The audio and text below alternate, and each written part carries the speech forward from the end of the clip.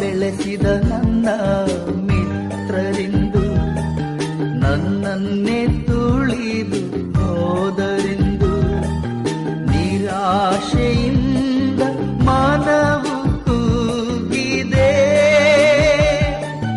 ಯೇಸುವೆ ನಿನ್ನ ಪ್ರೇಮ ತುಂಬಿ ಕ್ಷಮೆಯ ನೀಡಲು ಶಕ್ತಿ ನೀಡಿದೆ. ಹೃದಯವ ಚುಚ್ಚುವ ಮಾತುಗಳು, ಮಾಡದ ತಪ್ಪಿಗೆ ಶಿಕ್ಷೆಗಳು, ಸಹಿಸಲಾರದೆ ಮನವು